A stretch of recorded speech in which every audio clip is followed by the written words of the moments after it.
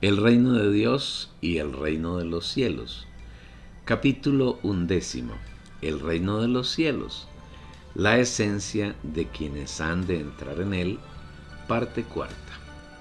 Continuamos describiendo en este capítulo las características interiores que deben ganar los hijos de Dios que están siendo preparados para entrar en el reino de los cielos.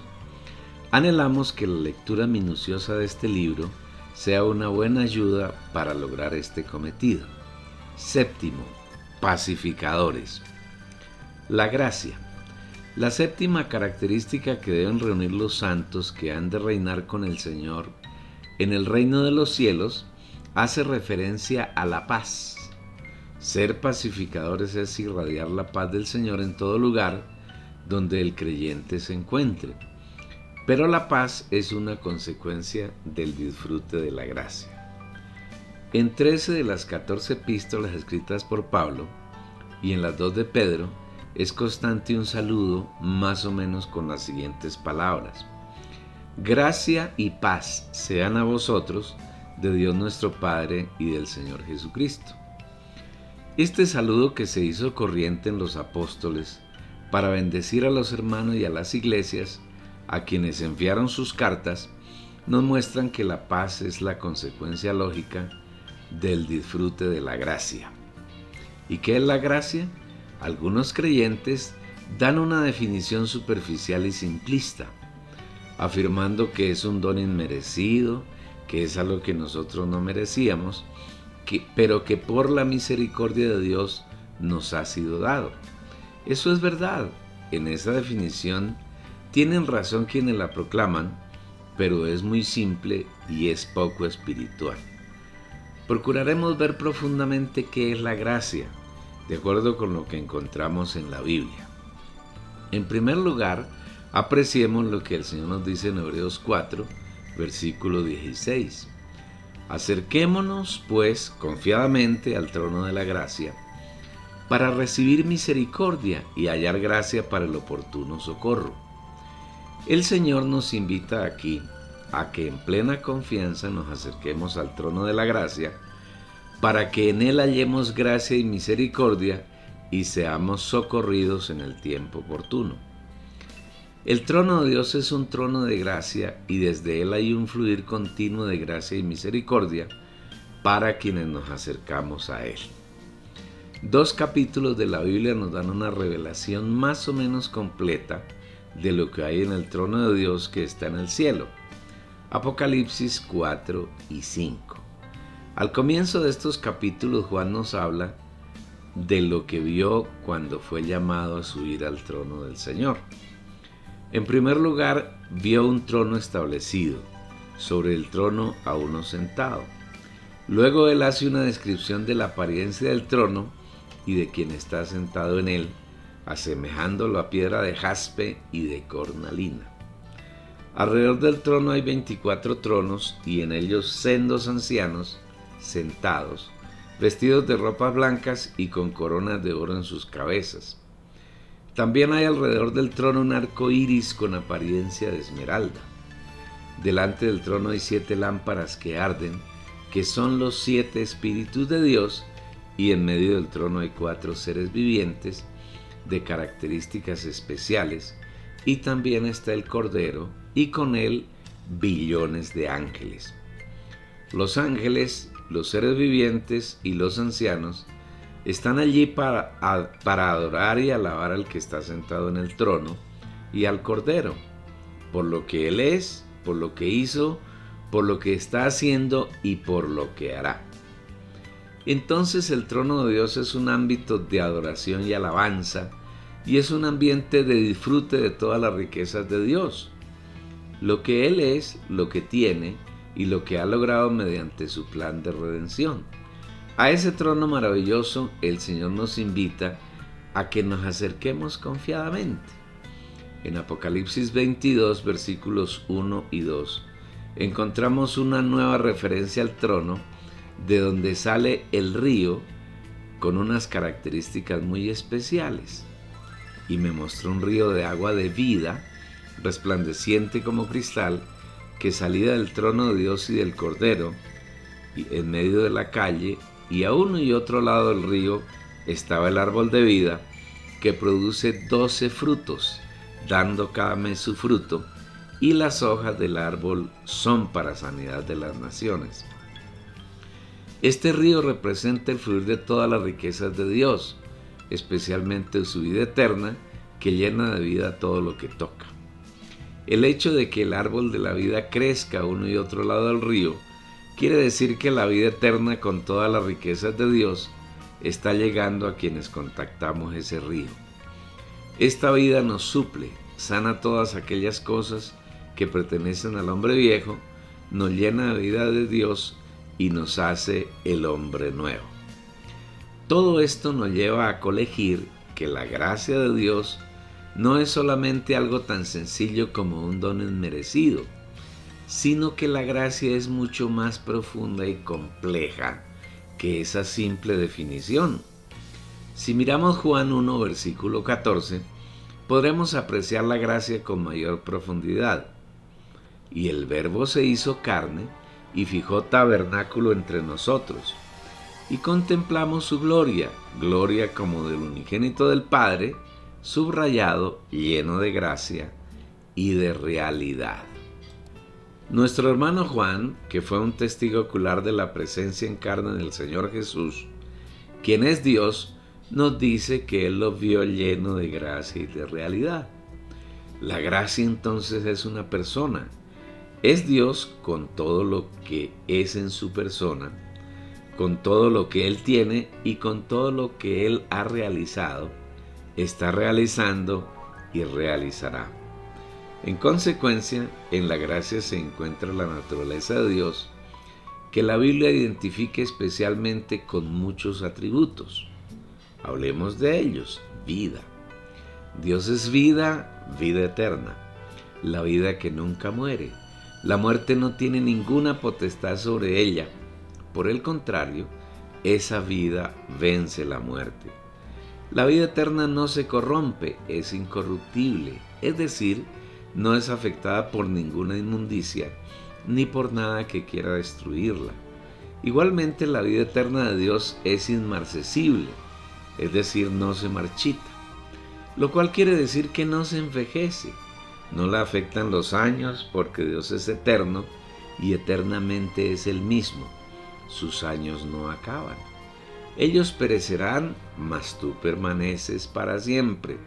Y todos ellos envejecerán como una vestidura, y como un manto los envolverás, y serán mudados como un vestido.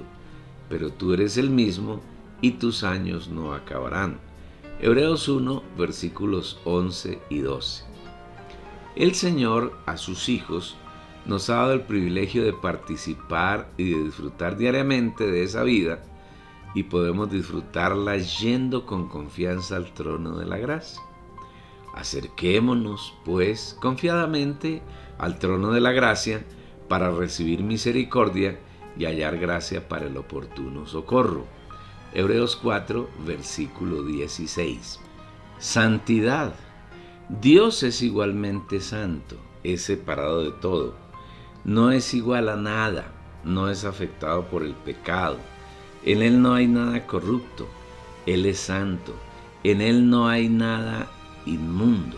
De la misma manera que nos ha dado su vida eterna, desea que participemos de su santidad. Es decir, que cada día seamos santos, más santos, hasta que seamos santos como Él. Pero Él para lo que es provechoso, para que participemos de su santidad. Sino así como Él santo, quien os llamó, sed también vosotros santos en toda vuestra manera de vivir, porque escrito está, sed santos porque yo soy santo. Hebreos 12, versículo 10 y Primera de Pedro, capítulo 1, versículos 15 y 16. ¿Y cómo lograremos alcanzar la santidad de Dios? No se logra por nuestro esfuerzo ni por nuestras obras. Se logra simplemente disfrutando de su santidad en la gracia.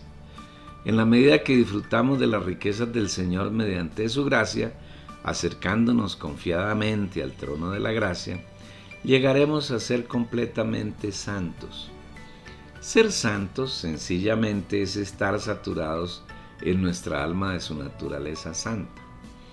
Cuando el Señor llene cada rincón de nuestra alma y de nuestro corazón, seremos totalmente santos. Es decir, seremos santísimos, como Él es. He aquí uno de los grandes secretos de la redención, la salvación de nuestras almas. Dios, como espíritu, vive en el espíritu humano de los creyentes, sus hijos.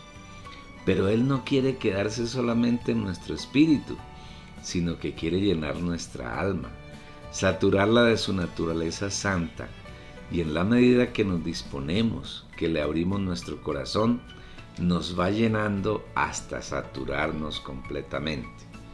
Cuando nuestra alma sea totalmente llena de la vida santa del Señor, entonces habremos alcanzado la santidad. Seremos santos como Él es. Justicia. Dios es justo y desea que lleguemos a ser justos como Él. En otras palabras, desea que en nuestro diario vivir expresemos su justicia en nuestros pensamientos, en nuestras palabras y en nuestros hechos. Nuestra vida sin el Señor era llena de injusticias. Éramos enemigos de Él y andábamos en esta tierra satisfaciendo los deseos de Satanás. Y vosotros estabais muertos en vuestros delitos y pecados, en los cuales anduvisteis en otro tiempo, siguiendo la corriente de este mundo, conforme al príncipe de la potestad del aire, del espíritu que ahora opera en los hijos de desobediencia, entre los cuales también todos nosotros nos conducíamos en otro tiempo en los deseos de nuestra carne, haciendo la voluntad de la carne y de los pensamientos, y éramos por naturaleza hijos de ira, lo mismo que los demás. Efesios 2, versículos 1 al 3. Esa era nuestra condición sin el Señor, muertos en delitos y pecados, siguiendo la corriente del mundo, agradando a Satanás, el príncipe de la autoridad del aire, desobedientes. Seguíamos los deseos de nuestra carne y de nuestros pensamientos y estábamos bajo la ira de Dios por causa de nuestras injusticias. No hay justo ni aun uno. Romanos 3, versículo 10. Pero Dios, que es rico en misericordia, no le importó nuestra condición horripilante. Él vino a vivir entre esa humanidad corrupta hasta la médula. Fue a la cruz, murió y resucitó. Entró en el espíritu de los discípulos que lo siguieron mientras estuvo en carne. Ascendió, fue entronizado, entró en la plenitud de la gloria de Dios, vino a morar en nuestro ser y ya no somos injustos, sino que nos hizo su justicia en Cristo. Al que no conoció pecado, por nosotros lo hizo pecado, para que nosotros viniésemos a ser justicia de Dios en él. 2 Corintios 5, versículo 21. Aunque nuestros actos eran como trapos inmundos, ahora hemos sido justificados en Cristo y somos justos. Tenemos todas las herramientas necesarias para expresar la justicia de Dios en nuestras palabras y hechos. Ahora estamos vestidos de Cristo y somos la justicia de Dios. Cuando Él nos ve, ve a Cristo, porque estamos vestidos de Él. En la medida que tocamos el Espíritu, en la medida que tenemos comunión con el Señor, su justicia nos va saturando y nosotros la vamos expresando. ¡Qué delicia es el hecho de que hemos sido hechos justicia de Dios en Cristo! Amor. Otro de los atributos maravillosos del Señor es el amor. No debemos confundir el amor con un sentimiento que aflora en la vida humana, especialmente en la adolescencia y la juventud. El amor genuino y verdadero es una persona, es Dios mismo, porque Dios es amor. Primera de Juan 4, versículo 8. El amor verdadero fluye desde nuestro espíritu y llena nuestra alma. De esa manera podemos expresar a Dios como amor, amando al Señor con todo nuestro corazón, con toda nuestra alma, con nuestra vida y con nuestras fuerzas, amando a nuestros hermanos en el Señor, amando a las personas y amando aún a los enemigos.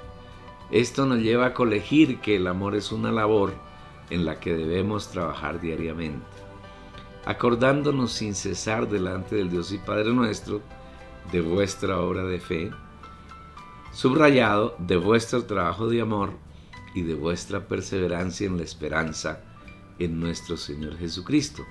Primera Tesalonicenses capítulo 1 versículo 3. Para expresar el genuino amor que es la persona de Dios mismo, debemos cada día estar en la presencia de Dios, en el Espíritu, llenándonos de su naturaleza, de su vida, de su esencia, hasta que Él fluye en amor por medio de nosotros. El amor no es nada distinto a la expresión de la vida divina de Dios por medio del creyente. Así pues, amar a los hermanos no es nada distinto a permitir que el amor de Dios fluya entre unos y otros. Amar al prójimo es Dios fluyendo desde mi interior hasta que llega a quien está cerca de mí. Amar a quien me aborrece es permitir que Dios se exprese desde mi ser hasta llegar a esa persona. Un creyente no debe hacer esfuerzos por amar a los hermanos, ni al prójimo, ni a quienes lo malquieren. Su esfuerzo debe centrarse en llenarse del Señor, en disfrutar sus riquezas, y espontáneamente Dios fluirá desde su interior, y sin ningún esfuerzo el Hijo de Dios amará a todos con el amor de Dios y sin restricción. La clave está en vivir en el trono de Dios, disfrutando de todas sus riquezas. Luz. Luz es lo opuesto de las tinieblas. El reino de Dios es un reino de luz. En él no hay la más pequeña sombra. La Biblia nos dice que Dios habita en luz inaccesible, en luz gloriosa, porque el ámbito donde Dios vive es de gloria. El único que tiene inmortalidad, que habita en luz inaccesible, a quien ninguno de los hombres ha visto ni puede ver, al cual sea la honra y el poder sempiterno. Amén. Primera Timoteo capítulo 6, versículo 16. Este versículo declara dos cosas admirables. La primera, que Dios es inmortal, Él no muere, su vida es eterna. Y la segunda, que Él habita en luz inaccesible, luz que no puede ser vista por ningún hombre. Esto era así antes de que Dios viniera en Cristo como hombre. Cuando Dios se manifiesta como el Padre, es inaccesible, no puede ser visto por ningún hombre, pero cuando Él se hace carne en Jesús, ahora Él está con los hombres. Es Emmanuel, es palpable, es visible, es contemplable, como lo declara Juan en su primera carta. Lo que era desde el principio, lo que hemos oído, lo que hemos visto con nuestros ojos, lo que hemos contemplado y palparon nuestras manos tocante al Verbo de vida, y la vida fue manifestada, y hemos visto y testificamos y os anunciamos la vida eterna, la cual estaba con el Padre y se nos manifestó. Lo que hemos visto y oído os lo anunciamos también a vosotros, para que también vosotros tengáis comunión con nosotros. Y nuestra comunión verdaderamente es con el Padre y con su Hijo Jesucristo. Primera de Juan 1, versículos 1 al 3. Nuestro hermano Juan nos dice que él, junto con los demás discípulos que anduvieron con el Señor mientras Él estuvo en la tierra en carne, oyeron con sus oídos, vieron con sus ojos y palparon con sus manos algo. ¿Y qué es ese algo? Lo que era desde el principio. ¿Y qué era desde el principio? Veámoslo en la Biblia. En el principio era el Verbo, y el Verbo estaba con Dios, y el Verbo era Dios. Juan 1, versículo 1. En el principio era Dios. Lo que Juan y sus compañeros vieron es la vida de Dios que estaba escondida en el Padre y se nos manifestó. Y aquel Verbo fue hecho carne y habitó entre nosotros, y vimos su gloria, gloria como del unigénito del Padre, lleno de gracia y de verdad. Juan 1, versículo 14. Ese magnífico verbo que es Dios, en quien está la vida eterna, se hizo carne, se nos manifestó. Y Juan, junto con sus compañeros, lo oyó, lo vio, lo contempló y lo palpó con sus manos. Juan no es egoísta, él no quiere quedarse solo con este elevado disfrute, sino que él quiere que nosotros tengamos la misma experiencia y aún superior a la que ellos tuvieron mientras anduvieron con Jesús en carne. De cierto os digo, el que en mí cree, las obras que yo hago, él las hará también, y aún mayores hará, porque yo voy al Padre. Juan 14, versículo 12. Por eso él nos escribe, para que nosotros tengamos la misma comunión que él tuvo, para que también vosotros tengáis comunión con nosotros. Jesús ha muerto y ha resucitado, y al resucitar ha venido como el Espíritu de realidad a morar en nosotros. Y ahora podemos tener la realidad y el disfrute de todas esas cosas estupendas que hay en Dios. Nada nos impide tenerlas y gozarlas cada día. Nuestra comunión verdaderamente es con el Padre y con su Hijo Jesucristo. Nosotros hoy estamos en el Padre y en el Hijo por el Espíritu y gozamos todo lo que Dios es. Todo esto lo tenemos en realidad para que vivamos llenos de gozo. Estas cosas os escribimos para que vuestro gozo sea cumplido. Primera de Juan 1, versículo 4. Es por eso que el Espíritu continúa hablándonos, y este es el mensaje que hemos oído de Él y os anunciamos. Dios es luz y en Él no hay ningunas tinieblas. Primera de Juan 1, versículo 5. Cuando Dios vino a la tierra en Jesús, vino la luz, y la luz disipa las tinieblas. Estas nunca podrán prevalecer contra aquella. ¿Y qué tiene que ver esto con nosotros? Antes de que Cristo viniera a los hombres, el mundo estaba lleno de tinieblas, gobernado totalmente por Satanás, en una densa oscuridad. Pero cuando Jesús apareció entre los hombres, apareció la luz. Cuando Jesús oyó que Juan había sido entregado, se retiró a Galilea y dejando Nazaret, vino y habitó en Capernaum, que está junto al mar, en la región de Zabulón y de Neftalí, para que se cumpliese lo dicho por medio del profeta Isaías, cuando dijo: tierra de Zabulón y tierra de Neftalí, camino del mar, al otro lado del Jordán, Galilea de los gentiles. El pueblo asentado en tinieblas vio una gran luz, y a los asentados en región y sombra de muerte, luz les amaneció. Mateo 4, versículos 14 al 16. Ahora la luz no solo está con nosotros, como estuvo con Zabulón y Neftalí, sino que la luz está en nosotros, para que las tinieblas sean totalmente derrotadas y disipadas y vivamos en un permanente día. En el primer día de la recreación, Dios separó la luz de las tinieblas, y en el cuarto puso las dos grandes lumbreras y las estrellas para separar el día de la noche, y la noche y el día tienen la misma duración. Pero nosotros, quienes estamos y vivimos en el Señor, progresivamente debemos tener noches más cortas y días más largos. Es decir, cada vez debemos vivir más tiempo en la luz, en la comunión verdadera del Padre y del Hijo, por medio del Espíritu de realidad. Cuando llegue la eternidad, la nueva Jerusalén, en ella no habrá noche.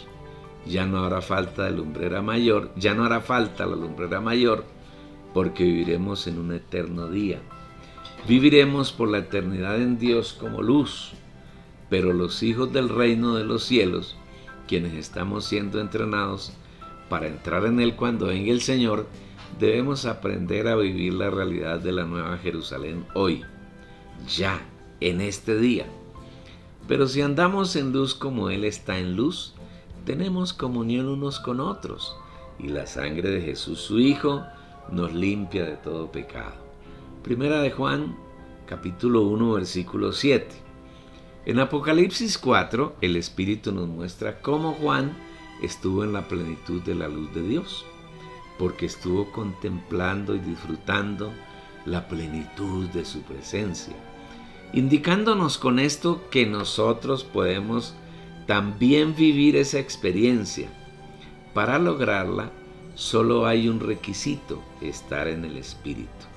Y al instante yo estaba en el Espíritu, y aquí un trono establecido en el cielo, y en el trono uno sentado. Apocalipsis 4, versículo 2. Juan era un hombre como nosotros, y aquí estaba en carne como nosotros lo estamos. Pero su espíritu estaba completamente libre, como puede estar el nuestro. ¿Qué esperamos? Entremos ya en nuestro espíritu y subamos al trono de Dios y disfrutemos todas sus riquezas. Disfrutemos al Señor como la luz. Todos estos atributos de Dios, su esencia y muchos otros atributos, están incluidos en la gracia que hoy podemos y debemos disfrutar acercándonos confiadamente, sin vergüenza, sin desconfianza a su trono. Todo es nuestro allí. Las virtudes. Pero no solo son sus atributos, sino un sinnúmero de virtudes que Dios tiene y que también son nuestras, tales como la misericordia, la bondad, la mansedumbre, la templanza, la humildad, la fidelidad, el gozo, el dominio propio, el reposo, la paz, la benignidad y tantas otras que podemos encontrar en la Biblia y que están en nuestro espíritu para nuestro disfrute. Querido hermano, todas estas virtudes deben ser la realidad en tu diario vivir mediante el disfrute en el trono de la gracia de todas las riquezas que nuestro Señor nos ha heredado.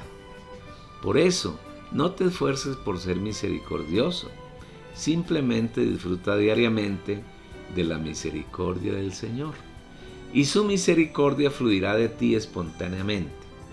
Ni siquiera te preocupes por definir la misericordia, solo disfrútala en tu alma y espíritu y serás bienaventurado, porque serás un creyente misericordioso. No hagas esfuerzos humanos por ser bondadoso. Con sencillez de corazón, acércate al Señor y pídele que te llene de su bondad. Poco a poco experimentarás mucha bondad hacia los demás. Notarás que estás menos preocupado por ti mismo y tendrás mayor solicitud por los demás, especialmente por los hermanos, procurando el bienestar de ellos, el crecimiento espiritual de ellos, y verás que tu bienestar y tu crecimiento se darán espontáneamente. No te esfuerces por ser manso, porque entre más te esfuerces para lograrlo, más soberbio serás. Sencillamente enjúgate cada día con el Señor y deja que Él te enseñe su mansedumbre, porque la mansedumbre de Él sí es genuina y real. De la misma manera, deja de proponerte ser humilde cada día en ti mismo. Entre más luches en tu alma, más altivo serás. Ve cada día al Señor y suplícale que te inocule con su humildad.